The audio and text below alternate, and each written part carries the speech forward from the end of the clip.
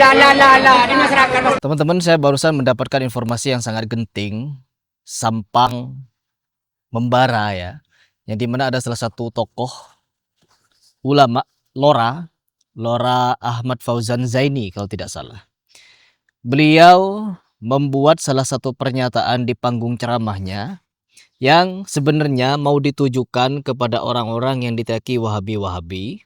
Cuman karena mungkin di Sampang itu sedikit komunitas Wahabi, yang ada Muhammadiyah. Sebenarnya orang yang diteriaki Wahabi ya Muhammadiyah.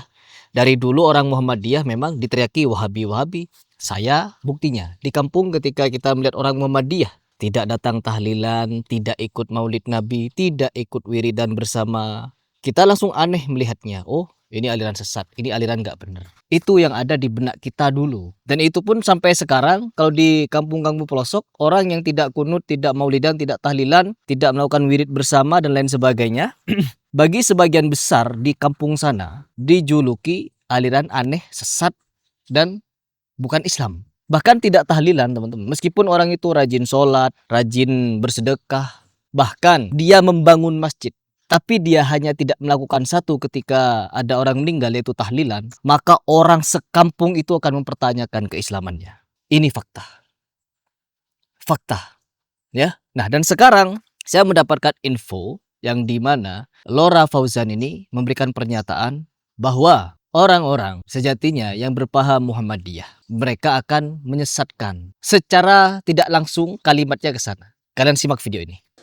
Soal dia kubur, aduh dia nyong anak ulama, itu ya hasil sepo, mau sampai kalau Muhammadiyah ada kan, syirik itu, mau sampai hasil kubur syirik, mau Muhammadiyah. Nah, kata Lora Fauzan tersebut bahwa kalau kalian ikut Muhammadiyah, kalian tidak akan melakukan mahlul qiyam, tahlilan, wirid bersama, cium tangan ulama, cium tangan orang tua dan lain sebagainya. Kalian akan meninggalkan itu semua, ya, tidak akan. Nah, ini jelas-jelas teman-teman mendiskreditkan ajaran yang sudah Muhammadiyah terapkan. Karena jangankan Muhammadiyah ya, cium tangan itu hukumnya boleh, ziarah kubur sunnah, wiridan sunnah apalagi. Cuman yang dipraktikkan oleh sekalangan besar orang NU lah terkhusus, memang berbeda dengan Muhammadiyah. Namun pernyataan seperti ini jelas-jelas kalau mereka menyebut Wahabi ya mungkin tidak akan ada gejolak.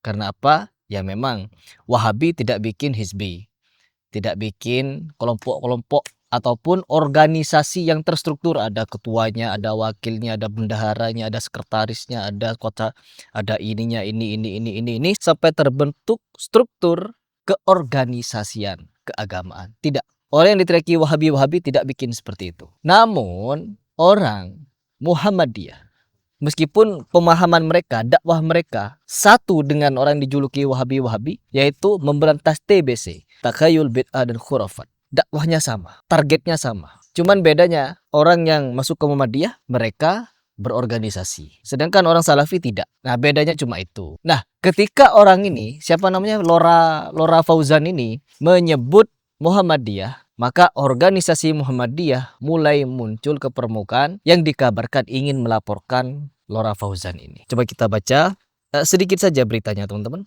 Kenapa? Saya ingin menjelaskan seperti apa kronologinya saja agar kalian tahu. Yang pertama, pernyataan. Pernyataan dari Kiai Haji Ahmad Fauzan Zaini, pengasuh Pondok Pesantren Miftahul Ulum, Karangdurin, Sampang, Madura, yang dinilai menyudutkan Muhammadiyah berfokus pada perbedaan praktik keagamaan antara warga Nahdliyin dan Muhammadiyah. Ya, berdasarkan laporan dan rekaman video ceramah di Desa Telambah yang sempat viral, poin-poin utama isi ceramah tersebut meliputi perbedaan praktik ibadah yang dimana menyebutkan bahwa wirid, zikir setelah sholat, tahlilan, serta ziarah kubur, mau mahlul qiyam dan sebagainya, menurut Muhammadiyah itu tidak benar dan menurut NU itu benar. Sehingga apa?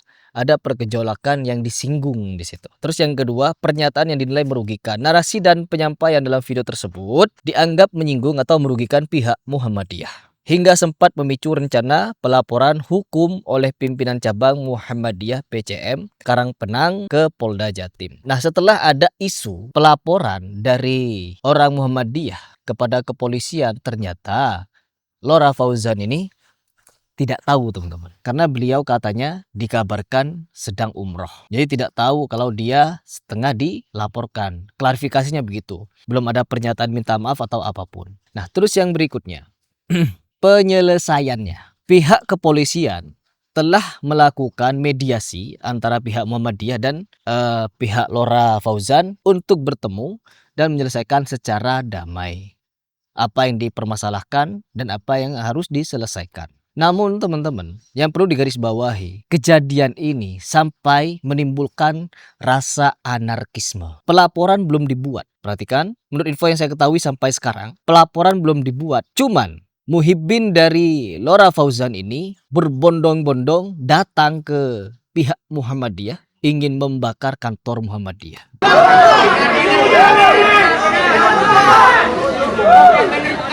Mending turun.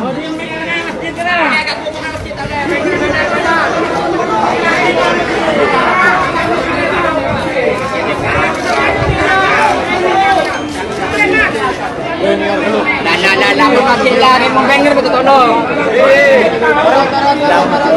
La di masyarakat pasti la.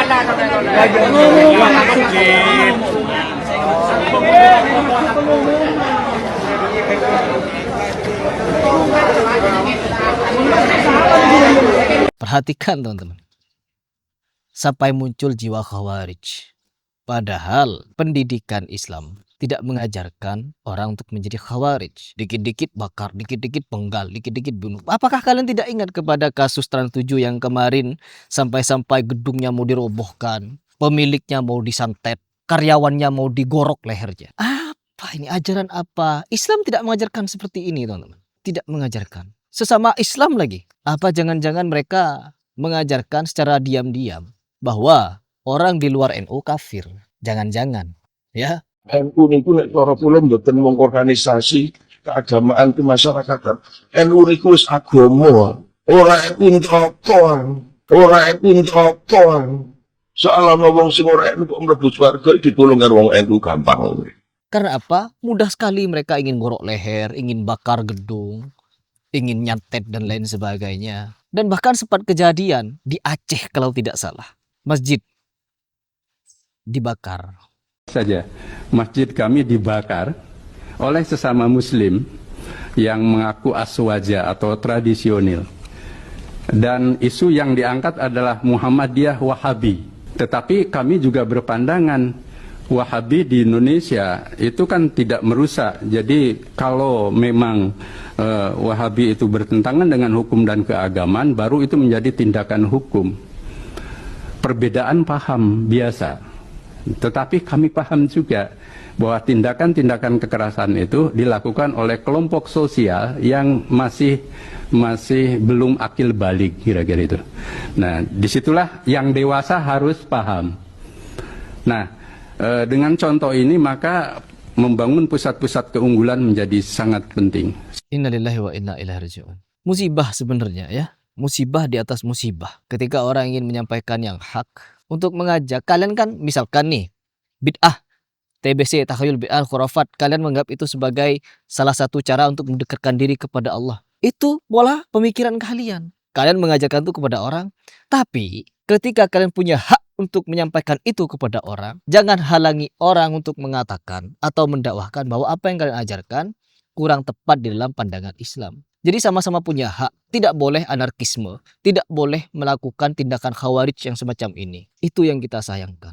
Mana ada pihak Muhammadiyah main bakar-bakaran? Tidak, dia mengikuti prosedur. Misalkan salah satu tokoh seperti Lora Fauzan ini telah dinilai merugikan penyampaiannya kepada Muhammadiyah, langsung diberikan teguran secara hukum. Meskipun belum dilaksanakan. Tapi tindakan khawarijnya sudah hampir mau dilaksanakan. Mau dibakar gedung Muhammadiyah.